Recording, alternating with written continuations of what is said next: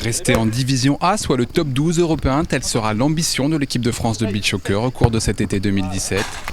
Les joueurs de Stéphane François débutent vendredi à Belgrade en Serbie la première étape de l'Euro Beach Soccer League, l'équivalent du championnat d'Europe des nations football sur herbe. Au menu des Bleus ce week-end, du lourd avec la Russie, l'Espagne et l'Allemagne et un objectif précis, remporter au moins une rencontre. L'objectif donné par l'ensemble du staff et du coach, c'est dans un premier temps de se maintenir en première division. Donc il faudra gagner un match sur les 3, en sachant qu'on joue la Russie, l'Espagne, de grosses nations dans le monde du beach soccer, et l'Allemagne qui est un peu plus à notre portée où il faudra gagner. Après ce rendez-vous, direction le Portugal pour la sélection française qui se retrouvera du 7 au 9 juillet à Nazaré pour disputer son second tournoi. Une nouvelle session de 3 rencontres avec là encore des adversaires de renom dans la discipline avec les doubles champions du monde portugais, l'Italie et la Suisse. Les tricolores devront ensuite faire les comptes et attendre la fin du mois d'août et des 5 étapes de qualification pour connaître la suite de leur saison. 3 options possibles, une place dans les 8 premiers qui leur ouvrirait les portes de la superfinale organisée début septembre en Italie. Une phase finale qui déterminera le champion d'Europe 2017. Un classement situé entre la 9e et 11e place qui achèverait leur saison par un maintien.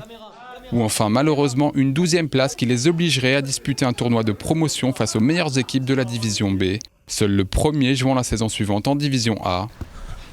Pour atteindre leur objectif, Stéphane François a tenté d'innover lors des 3 jours de préparation effectués cette semaine à Aix-en-Provence en axant son travail sur l'aspect tactique. Il faut être physiquement prêt pour après prendre la bonne décision et puis techniquement faire le bon geste. Mais là on leur avait donné un programme depuis le mois de mars que chacun a dû suivre individuellement chez soi. Et là on a plus axé vraiment sur la tactique parce qu'on s'est rendu compte que face à ces grosses nations, le moindre petit décalage ou petite erreur tactique, on le paye cash. Outre leur rôle de dernier rempart, les 2 gardiens de la sélection, Lorenzo Dupin et Anthony Siani, auront un rôle prépondérant à jouer durant la compétition.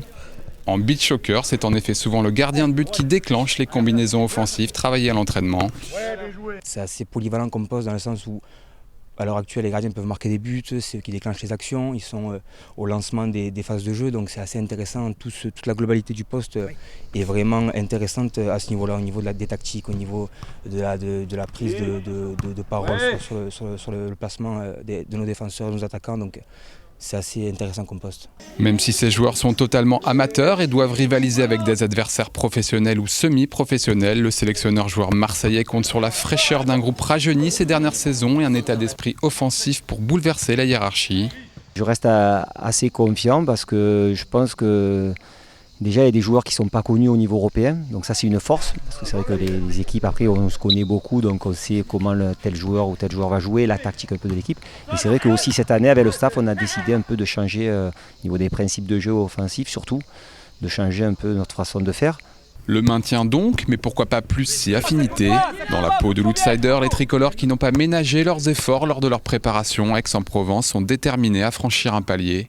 Évidemment on rêve de mieux parce que ça fait bientôt 3 ans qu'on arrive à se maintenir assez difficilement. Donc là, on espère avec un groupe qui continue de progresser, arriver à accrocher une 2e, voire une 3e victoire pour pouvoir se qualifier pour cette super finale. Si on arrive à en faire partie, ça serait vraiment beau pour tout le groupe et pour tous les efforts qu'on fait depuis maintenant 3 ans. Le coup d'envoi de leur défi est programmé à 16h45 avec un premier test d'envergure face à la Russie, double championne du monde et quadruple championne d'Europe.